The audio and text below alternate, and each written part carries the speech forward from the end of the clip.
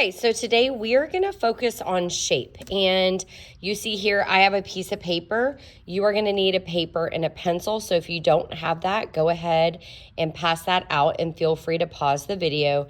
I am going to be drawing in Sharpie today so that everybody can see. So what we're going to do is I'm going to line up all, oops, sorry, I didn't mean to hit that. I'm going to line up all 4 of my fingers right here at the top, and I'm going to make a little mark underneath my 4 fingers. And then I'm going to draw a line from my 4 fingers across my paper.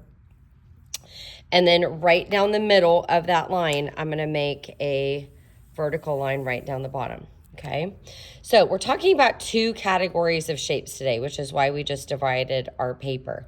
And we're going to go ahead and we're going to write shape with our pencil right at the top. And that is our focus today. I'm going to draw a shape around it. And we are going to write down, so everybody is taking notes right now and writing this down. If you don't get it all written down, it's okay, but you'll be able to refer back to this because we're going to draw on the other side in just a minute. So a shape is 2D. So now we're talking about the properties of a shape. 2-dimensional means it is flat. Okay? So a shape is also height and width, which means it's tall and wide. So I'm going to go height plus width. I'm not going to write it out because that's kind of a lot to write out, but so we can kind of refer to those short-term things. And then the third thing we know about a shape is it's actually made of a closed line.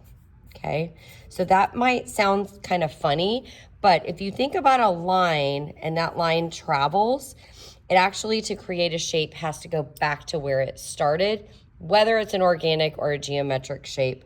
That is the case, and that makes a closed shape. There is actually called an open shape, but we're talking about closed shapes today. Okay, so now we have 2 categories of shapes. We have what's called geometric, and you heard me refer to this last week or 2 weeks ago when we talked about the hexagons when we did our mural. And then we also have organic, okay?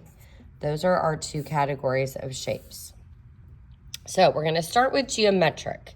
So geometric shapes are shapes like a square, a triangle, a circle, and a rectangle. Okay, there's a lot of other shapes that go with that. So I'm sure you can think about those shapes and you'll actually be able to add those to your drawings later on. So geometric shapes, we're going to talk about the qualities of those shapes. So geometric shapes actually have a name. So when I just wrote all of those shapes or drew all those shapes above, we would all refer to these as a square, a triangle, a circle, and a rectangle, right? So they have an actual mathematical name to them.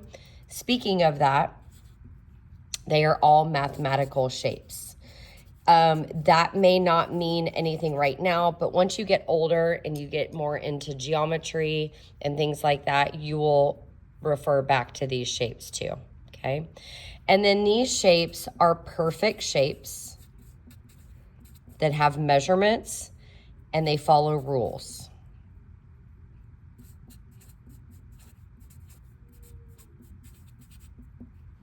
Okay. Now, the second category is called organic. And organic shapes have different properties to them. So if I think of more free-form shapes, if I think of shapes from nature, if I think of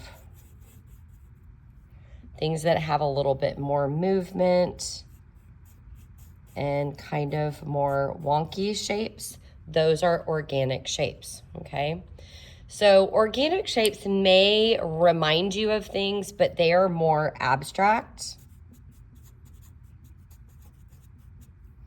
and they have no names. Oops. It's kind of interesting writing and talking at the same time.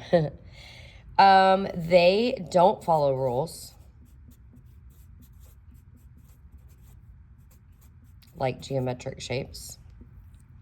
And they are typically shapes that are more natural from nature, okay?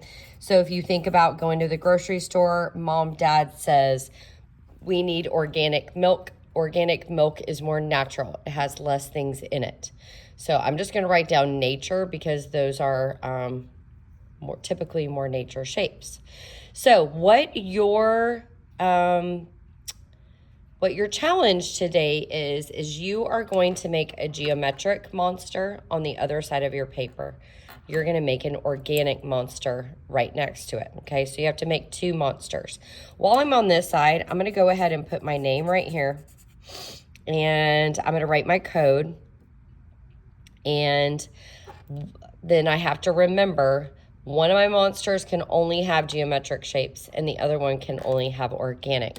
So what I can do that might be helpful is I can go ahead and sketch out some ideas right here if I have room, or up here, wherever I have room, of what that might look like, okay? So if I'm thinking about geometric shapes, I can include any geometric shapes that are up on the shape wall. And I'll take a picture of those and add them to the slide also. So I want to think about an oval, another oval, a circle, a rectangle. Okay, so you're just watching right now, but I'm kind of just showing you that I'm only using geometric shapes inside a diamond. Another oval, maybe triangles inside. Add the legs. So yours doesn't have to look exactly like mine, but I am going to give you some, I'll give you something to look at while you're doing this part. And then just to kind of differentiate here, I'm going to go ahead and I am going to add some patterns to the different areas also. Okay, then if I'm thinking about a organic shape, an organic shape is more of a blobby shape. So if I start with the body of the monster, and then inside I'm gonna do his tummy, and then his legs.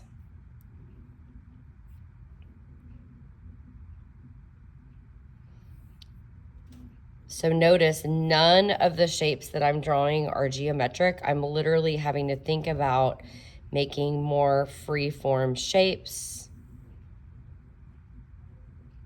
And my monster has all of the body parts that he might or she might need.